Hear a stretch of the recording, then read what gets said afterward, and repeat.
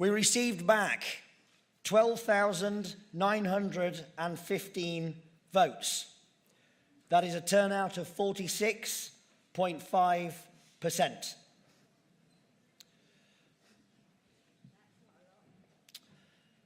I'm going to give the number of votes cast along with the percentage of each candidate, starting in 7th place with 85 votes and 0.65% of the vote share, Aidan Powsland.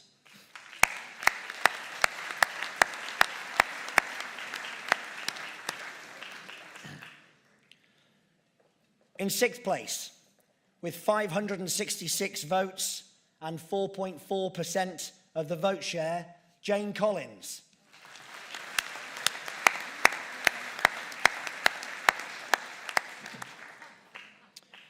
In 5th place, with 1,413 votes and 10.9% of the vote share, Peter Whittle.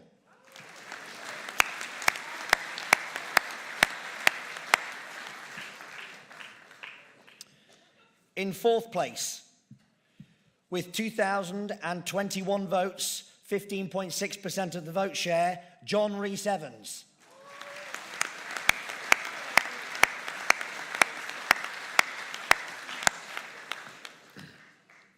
In 3rd place, with 2,201 votes, or 17% of the vote share, David Curtin.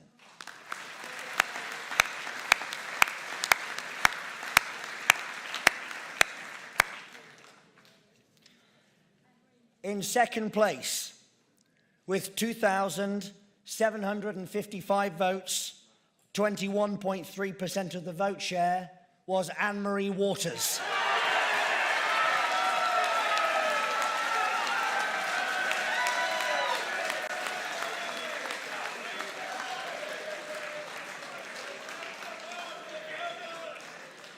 Ladies and gentlemen, making his way down from upstairs, so it may take him some time, please give an appropriately lengthy cheer and round of applause with 3,874 votes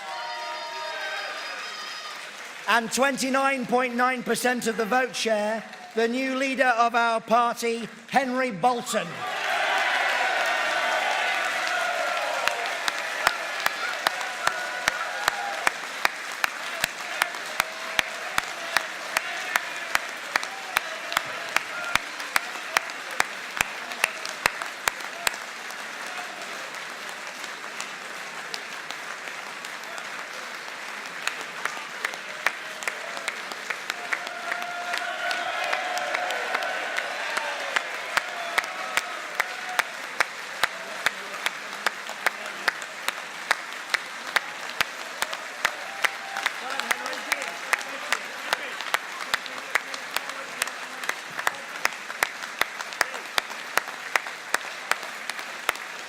Well done, sir.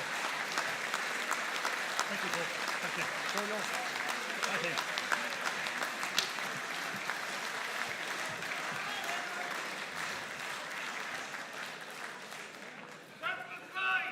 Thank you.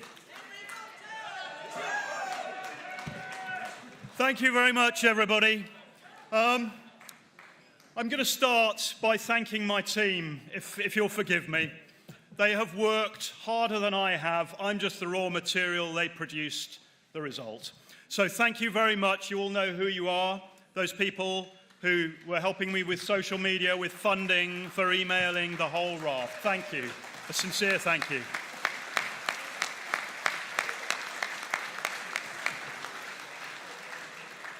I'd of course also like to thank all of you who voted for me, and the others who are out there who can't be here today who voted for me. Thank you. I'd also like to thank those of you who didn't vote for me because you were probably trying to do me a favour. I'd like to thank the organisers of the events, who are all sitting on my right here. And in particular, I'd like to thank Steve Crowther as interim leader. He's held the fort.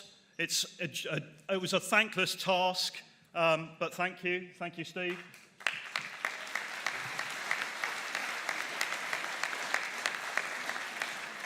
And I'd like to thank my fellow candidates in this. There has been a little bit of banter on social media, as I'm sure some of you are aware. Some of you might have been responsible for it, where are you? But the candidates have been a pleasure to work with, and I hope very much that we can continue to work together to make this party what it needs to be going forward.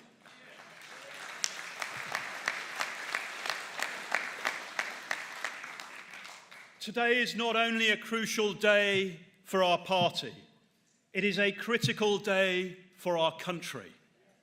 We've already heard today from a number of speakers of the importance of holding the government to task for the delivery on that mandate that they were given on the 23rd of June last year, which so far they have failed to deliver anything on. Ladies and gentlemen, Brexit is our core task.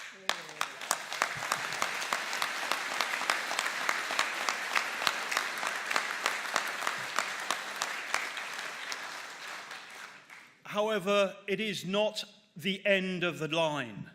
When we leave the European Union, that is not the end of the story. We're leaving the European Union because we as a nation want to have that right of self-determination. We want to be responsible for our own destiny, not have it decided in a foreign capital.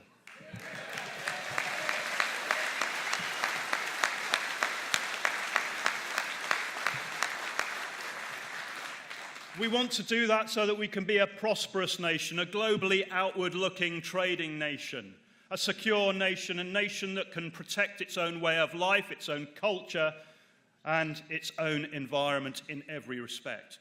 We want to be a confident, an optimistic nation, and we want to be a nation that is proud to be called British.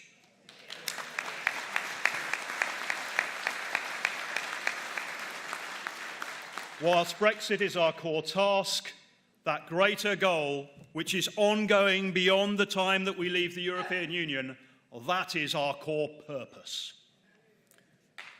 Now,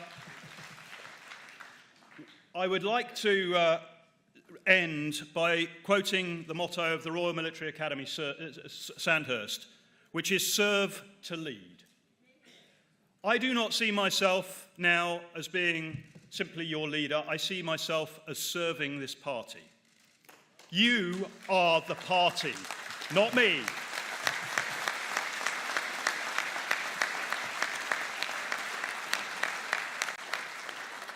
And this party needs to serve its country.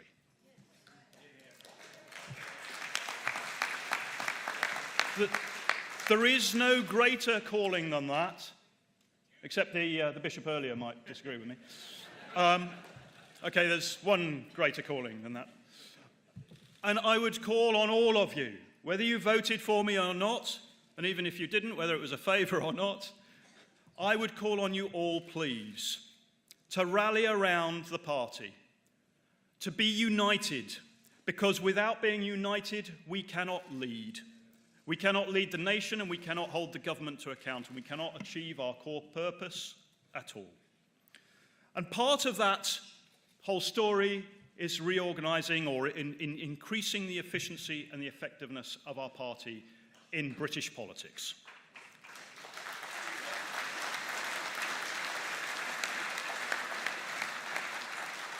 So I see my three core tasks as being to facilitate the unification of this party, to help it build a platform so that it can conduct its third task, which is to project firmly and decisively into British politics for the good of the nation.